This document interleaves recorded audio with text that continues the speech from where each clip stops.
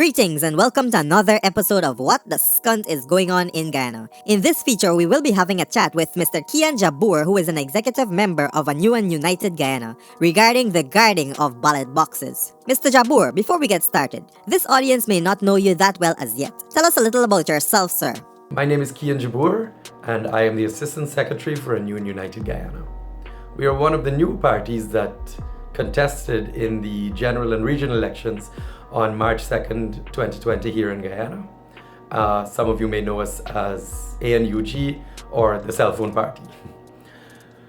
So on a personal note, I guess I decided to get into politics after many years of deliberation. And I think what really pushed me over the edge, if you will, was when the power shifted from one side to the next in 2015.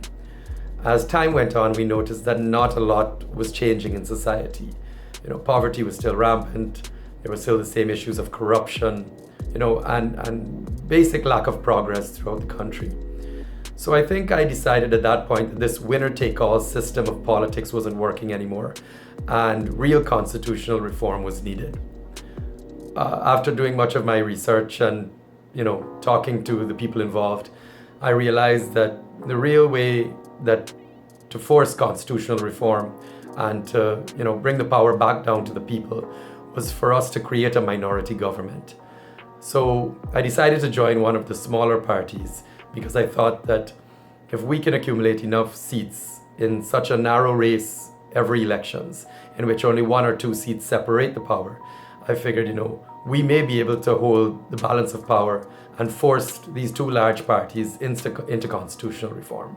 So when I saw that idea and concept laid out in front of me, I thought that, it's time that we all become the change that we want to see. And yes, we know the risks that are involved in putting yourself into the political spotlight, but at that time, and this time especially as we're watching this challenge on our democracy, I'm happier than ever that I got involved, and I hope and encourage everyone to get involved from here on out, because it does take us all to uphold democracy in our country and to make the changes that we so desperately need. Alright, so let's jump right into it. A new and united Guyana is one of the parties in the forefront in the fight to get a recount of the ballots from the votes cast on March 2nd, 2020, which are locked in containers at GCOM's headquarters in Kingston. Do you think there's a possibility that the contents of those containers have already been tampered with? The reality of the situation is that there are only 3 organizations that have the resources to secure these ballots from the beginning of the electoral process to the end.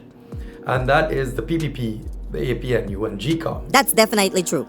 ANU got involved with the security of these ballots during the first attempt to rig these elections using the SOPs at the Ashman's building. We decided to take a little bit more of a proactive approach at that point to realize that if we were to stop them from using these SOPs to rig this election, their next option would be those ballots. So we decided to pool our resources with other political parties, many of the other third parties, and the PPP including, to make sure that we had 24-hour security non-stop from that point onward onto these ballots. Previous to that, we would have had to have relied on information from the PPP that have been watching the ballots from the beginning of the electoral process. And they have said with confidence that their security has guaranteed that there's been no tampering with those ballots up to this point. From that point onward, we had 24-hour security on those ballots.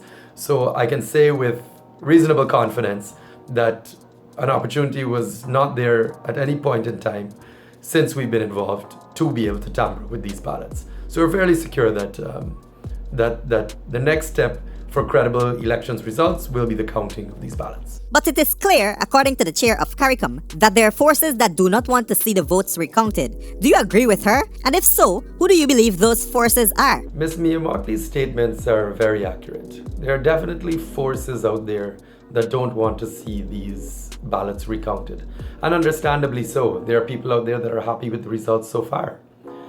But there's only one force I think we really need to be concerned with, and that is the responsibility in order to have free, fair, and credible elections in Guyana solely falls on the shoulders of the GCOM chairwoman, Ms. Claudette Singh.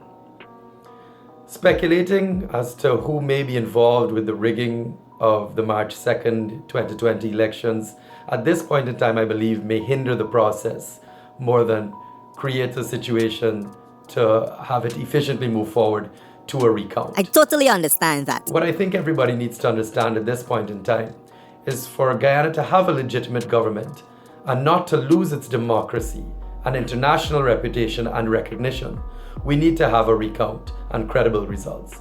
And that does still, at the end of the day, fall on the shoulders of Ms. Claudette Singh, the chairwoman of GCOM. I couldn't agree with you more. So should the forces succeed in compromising the integrity of the ballots, let's say somehow they find a way to destroy the ballots or get eyes off the containers using COVID-19 as a justification, what happens then? Now that is actually a terrifying thought.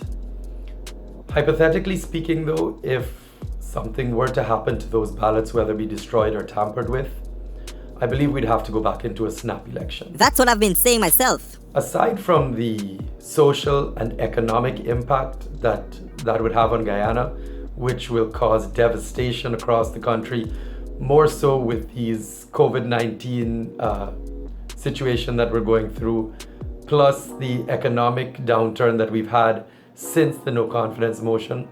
The reality is, on a political point of view, all that would ever end up being is probably a stall tactic. You think? So in order for us to have a legitimate government, we would need to have credible elections. And the ballots being the last credible evidence of what happened on March 2nd, 2020, the reality would be we'd probably have to go into a snap election.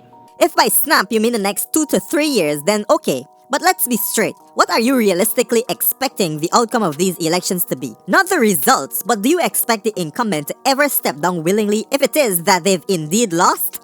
Let me make this extremely clear. Providing credible and verified elections results that show such, I will be fully expecting the incumbent to step down immediately and make way for the next government of Guyana. Well, let's see. This speaks directly to the integrity of President David Granger and the entire APNU AFC government. Guyana is ready to move forward peacefully and gracefully. It is time for constitutional reform to bring about shared governance for all Guyanese to be represented by this and every government from here on out. I think that's the mistake we keep making. We keep expecting good sense to prevail. But anyways, I would like to thank you for spending some time with us on the show, and I wish you good luck moving forward. Do you have any final thoughts you would like to share with the audience before we boom out? Oh, so now that I'm all passionate and riled up, we're gonna close out. I didn't tell you to get riled It's up. been an absolute pleasure being here. Thank you for having me. You're welcome, sir. To all Guyanese out there, I know these are tense times. I think we need to bear in mind that it's important that we be calm, we be patient, and we be a little bit understanding. I hope you can take some comfort knowing that there are organizations like ANUG that are out here fighting for democracy and to put an end to this system of winner-take-all politics. It's time that all Guyanese grow together and progress equally. True. On a side note that's equally important, we are being ravished right now by the coronavirus pandemic that's sweeping the world. We have watched systematic failures in our healthcare system and our government system, organizations which are set up to defend us. Well, Guyanese, it is now our responsibility to look out for each other. Please wear your masks. Please self-isolate if you can. And if you must go out, please social distance. We have to stop the spread of this virus. Guyanese, it's our responsibility to look out for each other, to protect our family and our neighbors in these times. Mudwata again, thank you for having me, and boom out. That's it for this episode of What the Skunt is Going On in Guyana. Give this video a like if you like it, and subscribe to the channel if you haven't already. My name is Mudwata. Boom out! Guyana turn up the bass and treble. Said enough of them attack, but them not ready for the rebel. Man a real rude boy and them can dip on my level. When me come through, best believe me have my eyes special.